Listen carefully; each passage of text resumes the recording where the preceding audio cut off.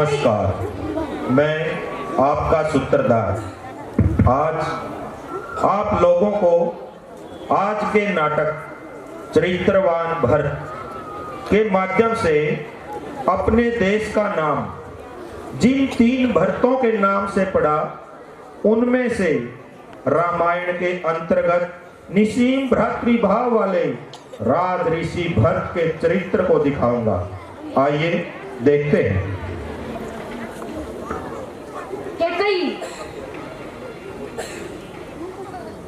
मैं तुम्हें विश्वास दिलाता हूँ, जिसके लिए तुम्हारे ये सारे प्रयत्न हैं, वह भरत राज्य स्वीकार नहीं करेगा, वह कभी राजगद्दी पर नहीं बैठेगा। आगे तुम्हारी इच्छा।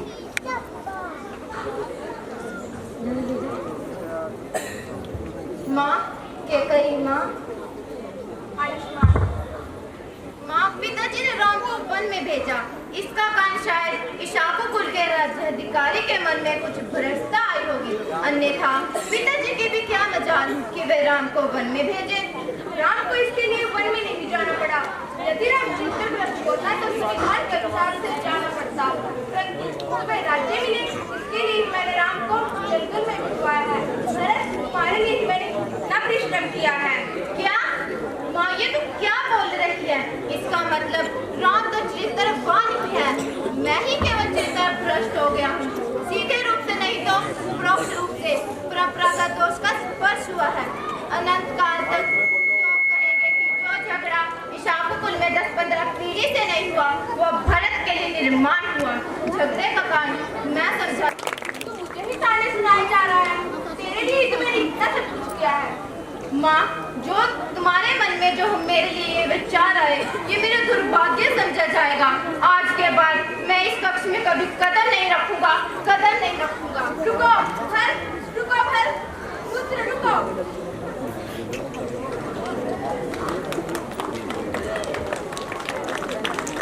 माँ कौशल्या, माँ आओ पुत्र, आओ राज्य कार्यकर्ती, आओ राज्य रखने वाले भर, मुझे कंठक राज्य मिल गया। मेरी गर्दन काट दो, पर मुझे राज्य काम से मत कहो। राज्य काम से शब्द मुझे भाले की तरह चुभ रहा है। मैंने ऐसा कभी विचार किया हो तो मुझे वशिष्ठ और धरती को मारने का पाप लगे। मेरी माँ के मन में मैं था, इसलिए उनको यह विचार आया, वरना केकई को तो मैं मार ही डालूं। फिर राम जैसा भाई मुझे चरित्रभ्रष्ट समझकर बुलाएगा भी नहीं। बस पुत्र, मैं सब कुछ समझ गई। आओ सूत्रधार, आओ सुमन।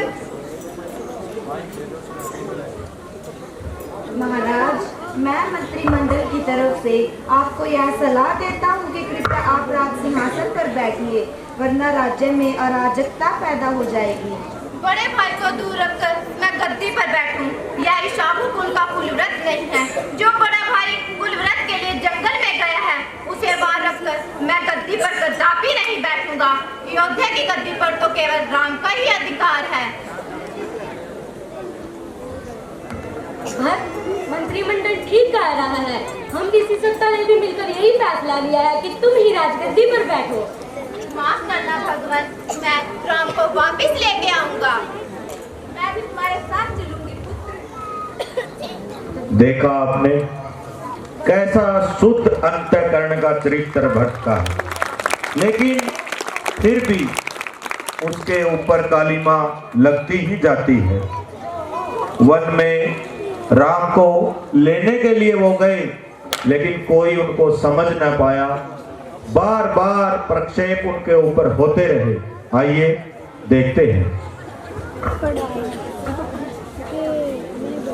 रुको, कौन हो तुम? परिचय दो।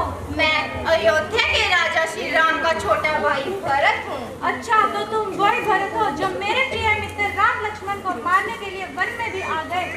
मैं इस जंगल का राजा निषादराज गुह्य हूँ, लेकिन कान खोलकर सुन लो, तुम्हें उन्हें मारने से पहले मुझसे युद्ध करना होगा। राजन, आप गलत समझ रहे हैं। महाराज भरत श्री राम को मारने नहीं, उन्हें अपने साथ ले जाने आए हैं। अच्छा, तो यह तो खुशी की बात है। चलो, मैं ही तुम्हें आगे मार्ग दिखाता हूँ।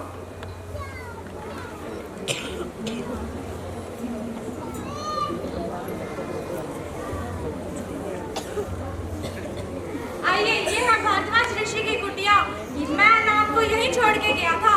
प्रणाम भगवत। रुको, तुम्हारे इस कुटिया में कोई स्वागत नहीं है।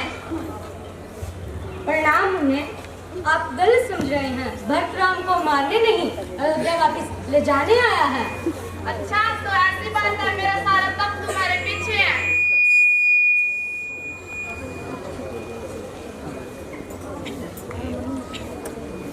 मैंने अभी अभी इक्ष्वाकु कुल का ध्वज इस तरफ आते दिखाई दिया। लगता है कि भरत राम को मारने का बचा हुआ काम पूरा करने आ रहा है। तू भरत तो नहीं, परंतु मुझे ही ताना मार रहा है। जो शब्द तूने भरत के लिए कहे हैं वह मेरे लिए ही है। इसलिए जरा विचार तो कर। तुझे राज्य चाहिए तो दिलवा दूं। लक्ष्मण, भरत मुझे मारने नहीं, मनाने आया है। भैया भैया,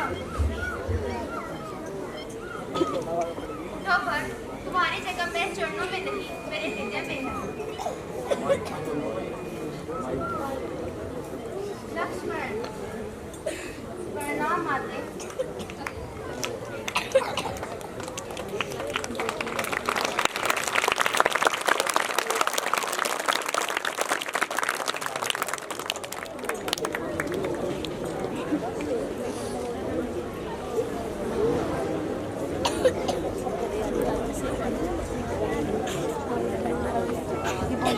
माँ को संतोष देने के लिए आप जंगल में आए, यह ठीक है। माँ को संतोष प्राप्त हो गया। अब वही राज्य माँ संतोष पूर्वक आपको वापस देना चाहती है। इसलिए मैं अपना सारा राज्य आपके चरण कमलों में रखता हूँ, उससे आप भोगिए। मैं केवल माँ के समाधान के लिए जंगल में आया हूँ और इसी माँ के समाधान के लिए मैं अयोध्या वापस आऊंगा, यह तेरी ध्यान करना। सुख और दुख तो जीवन में कर्म अनुसार मिलते हैं। सुख के पीछे दौड़ते रहने में मनुष्यता नहीं है, कर्तव्य के पीछे दौड़ने में बुद्धिमानी है। देवों को मान्य है, ऐसे पिता की आज्ञा का पालन करने के लिए मैं जंगल में आया हूँ।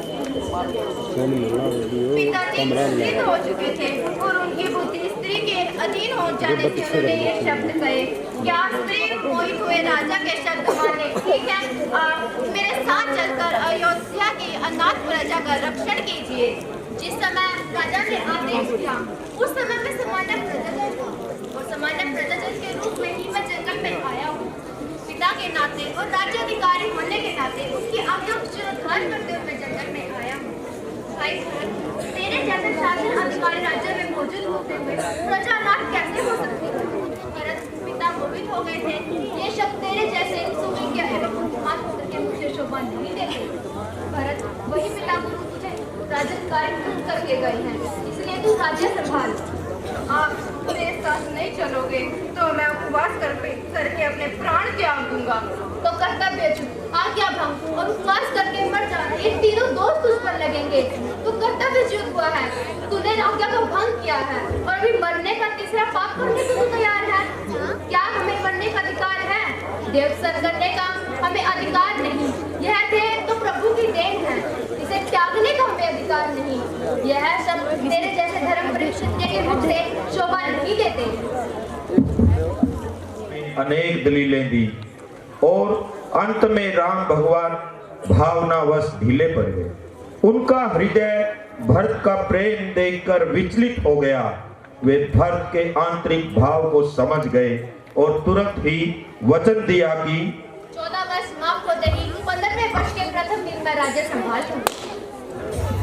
अतः जो कलंक मुझे मेरी माँ के कान लगे उसके लिए मैं तपश्चर्या करूंगा। मैं अयोध्या से बाहर रहकर 14 वर्ष राज करूंगा। आप मुझे आपकी पादुकाएं प्रदान कीजिए जो अयोध्या पर 14 वर्ष तक राज करेंगी।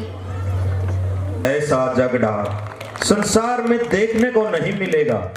राज्य के लिए भाई की गर्दन काटने वाले तथा पिता को बंदी गृह में डालने वाले अनेक दृष्टांत इतिहास में मिलेंगे। जबकि राम 14 वर्ष के बाद नहीं आए तो भरत अग्नि स्नान करने का निश्चय किए बैठा था। इस प्रकार का अनुपम एवं अप्रतिम झगड़ा अद्वितीय ही है और रहेगा। राज ऋषि भरत भारत के सांस्कृतिक वांग्मय का आभूषण है। ऐसा भाई, ऐसी निष्ठा और ऐसा चरित्र संसार में ढूंढने पर भी नहीं मिलेगा। भरत ने निष्ठा और चरित्र से अपना कलंक धो डाला। भारत में भरत की उपासना न हो तो फिर वो भारत कैसा? राजऋषि भरत ही रामायण की सच्ची शोभा है। भरत केवल रामायण का ही नहीं अपितु अखिल विश्व के सांस्कृतिक वांग्मय का आभूषण है। धन्यवाद।